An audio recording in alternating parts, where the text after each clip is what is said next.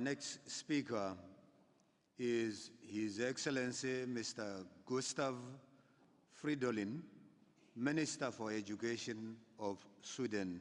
Your Excellency, you have the floor.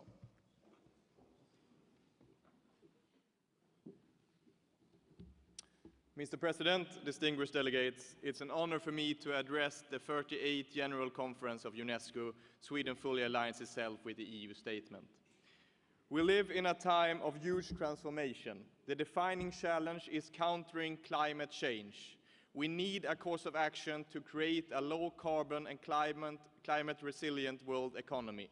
The escalating conflicts stemming from drought and climate change shows clearly that the world must reach a fair, ambitious, and legally binding agreement in Paris December. It's not a choice, but a necessity for the survival of our civilizations as we know them. UNESCO's work with regards to the ocean and fresh water is crucial. Sweden supports the small island developing states, or more correct, large ocean states, in addressing the specific challenges they are faced with. The new Agenda 2030 for Sustainable Development is a milestone. It is universal, and we all have a responsibility for its realization. UNESCO has an important role in translating the goals into action. We look forward to engaging with all of you in the work ahead of us. A sustainable future is impossible without ensuring gender equality. It is time to once and for all get rid of the oppressing structures that hinder women from the right to decide over themselves and participate in political and economical life. Anything else is an immoral waste of human resources. Equal rights and the right to education is a priority for the Swedish government's feminist foreign policy. Inclusive and equitable quality education for all girls and boys features prominently in the Agenda 2030.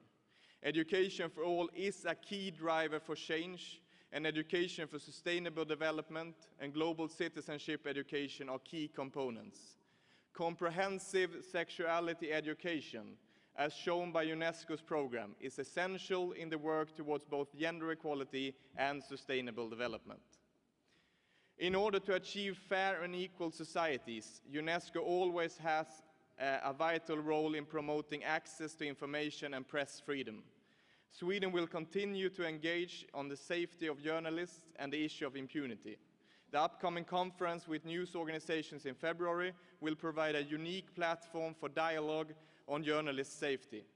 We also welcome UNESCO's recent report on world trends in freedom of expression and media development, and we invite more countries to contribute on this. UNESCO must continue to promote human rights, including freedom of expression, online as well as offline. It is unacceptable that journalists are killed and threatened when they do their job. We must speak out on behalf of those who have had their own voice silenced, like the Swedish Eritrean journalist David Isaac. Our aim is that he should be released. Mr. President, while we need joint efforts in building a more sustainable future, we also need collective action for the challenges of today. The current refugee situation is a global crisis. It is a human right to seek and, if need, enjoy asylum. A boy or a girl on the run from war or oppression can seldom get educated. A girl or a boy with a safe new home country can. Sweden is proud that many refugees over the years have made Sweden a second home country. They have contributed to build Sweden richer, and Sweden will continue to take its responsibility. In this situation, more countries need to give help to those in need. Sweden has a clear stand. No state can flee its legal or international obligation. Global crisis demands global responsibility. To solve the crisis, the horrors in Syria must be stopped. Addressing the root causes of the conflict in Syria is a key.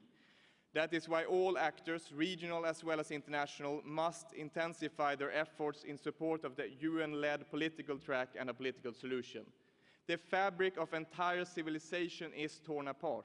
When artists and journalists cannot work, books are burnt, and cultural heritage is destroyed, it is a sign of repressive, dark times. It is also the moment when UNESCO's mandate is more important than ever. Sweden strongly supports the implementation of the cultural conventions and the actions undertaken by UNESCO and the global community to counteract the demolition and the illicit trafficking of cultural objects.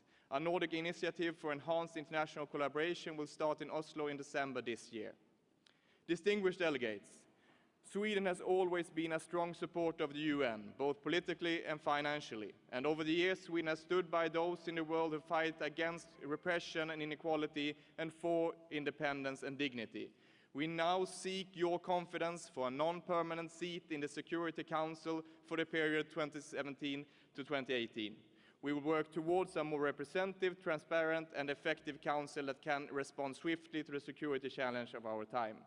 Mr. President, we would also like to acknowledge all the hard work carried out by the UNESCO staff and the Director General, Madame Bokova. Sweden fully supports the Director General works for reform of UNESCO, and we are actively engaged for a better governance of the organization. Through further reform, UNESCO will be even more relevant and more focused on its mandate, which will deliver more result. In order to do this, the budget level must match the goal we have set up. As I said at the outset, we live in a time of huge transformation, and the founding ideas and principles of UNESCO are as vibrant, urgent as ever. Sweden stands ready to continue our important joint work ahead to create a sustainable, equal, and peaceful development. Thank you.